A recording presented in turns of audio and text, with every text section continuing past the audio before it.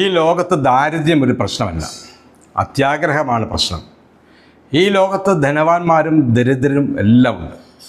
സമ്പത്തുള്ളവരെക്കാൾ ഏറ്റവും കൂടുതൽ ദരിദ്രരാണ് എന്നതിന് സംശയമൊന്നുമില്ലല്ലോ. ആധുനിക കാലത്ത് മാത്രമല്ല, പൗരാണിക കാലം മുതൽ ഇത്തരം സാമ്പത്തിക അന്തരം ഉണ്ടായിരുന്നു എന്ന് വായിച്ചും കേട്ടും ഒക്കെ നമ്മൾ അറിഞ്ഞിട്ടുണ്ട്. ഭൂമിയിൽ ദരിദ്രരാണ് ഏറ്റവും വലിയ പ്രശ്നമെന്നാണ് ചിലരൊക്കെ വിചാരിച്ചു വച്ചിരിക്കുന്നത്. എന്നാൽ അങ്ങനെയല്ല. സമൂഹത്തിൻ്റെ മുഖ്യധാരയിലേക്ക് വരാൻ കഴിയാതെ പരാതി ജീവിക്കുന്ന ഇത്തരം ജനങ്ങളെ, ഈ വിഭാഗം ജനങ്ങളെ സമൂഹത്തിൻ്റെ മുഖ്യധാരയിലേക്ക് കൊണ്ടുവരാൻ പല സംഘടനകളും രാഷ്ട്രീയക്കാരും ഒക്കെ ശ്രമിച്ചിട്ടുണ്ട്. ഇന്നും അത്തരം ശ്രമങ്ങളൊക്കെ നടന്നുകൊണ്ടിരിക്കുന്നു. ആ ദൗത്യം പരാജയപ്പെടുന്നത് പ്രസ്തുത പ്രവർത്തനങ്ങളിലെ ആത്മാർത്ഥതക്കുറവും അത് മുന്നോട്ട് തുടർന്ന് കൊണ്ടുപോകാനുള്ള ഇച്ഛാശക്തി ഇല്ലാത്തതും കൊണ്ടാണ്. ലോകം ഇത്രയും പുരോഗതി പ്രാപിച്ചപ്പോഴും കോടിക്കണക്കിന് വരുന്ന ജനങ്ങൾ ഇന്നും ദരിദ്രർ ആയി തുടരുകയാണ്.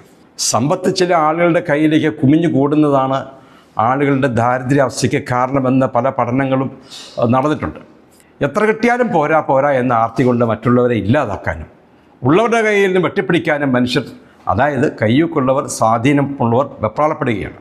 എല്ലാവരുടെയും ജീവിത സാഹചര്യം ഒരുപോലെ മെച്ചപ്പെടുത്താനും ഭക്ഷണവും സമ്പത്തും വിജ്ഞാനവും എല്ലാം ഒരേപോലെ വിതരണം ചെയ്യാനും കഴിയണം. നമ്മുടെ രാജ്യം ഉൾപ്പെടെയുള്ള ലോകരാജ്യങ്ങൾ അവരവരുടെ രാജ്യത്തിൻ്റെ നിലനിൽപ്പിനായി പോരാടേണ്ടി വരികയാണ്. സുസ്ഥിരമായ ഭരണ സംവിധാനമുള്ള രാജ്യം അതിശക്തമാണ്. രാജ്യത്തിൻ്റെ കെട്ടുറപ്പിനും അഖണ്ഡതയ്ക്കും ഭീഷണി ഉയർത്തുന്ന ചിദ്രശക്തിയിലൂടെ പോരാടേണ്ടി വരുന്നതാണ് യഥാർത്ഥത്തിൽ ഓരോ രാജ്യവും നേരിടുന്ന ഏറ്റവും വലിയ വെല്ലുവിളി. ഭൂമിയിലെ വിഭവങ്ങളും സമ്പത്തും മനുഷ്യശേഷിയും ഇവയെ അതിജീവിക്കാൻ നമ്മൾ ചിലവഴിക്കുമ്പോൾ രാജ്യത്തിൻ്റെ പുരോഗതിയും വികസനവുമാണല്ലോ മന്ദഗതിയിലാവുന്നത്. ശത്രുക്കൾ ആഗ്രഹിക്കുന്നതും അതുതന്നെയാണ്. ഇവിടെയും ആർത്തിയാണ്. അധികാരത്തോടുള്ള ആർത്തി, ധനത്തോടുള്ള ആർത്തി, എല്ലാം തങ്ങൾക്ക് മാത്രം മതി എന്ന സ്വാർത്ഥത, അത്യാഗ്രഹം മൂത്ത് രാജ്യം ഇല്ലാതായാൽ എന്താണ് പിന്നെ ശേഷിക്കുക? ദരിദ്രർ അല്ല നമ്മുടെ യഥാർത്ഥ പ്രശ്നമെന്ന് തിരിച്ചറിഞ്ഞാൽ സകല പ്രശ്നവും അതോടെ ഇല്ലാതാവും. ശുഭദിനം.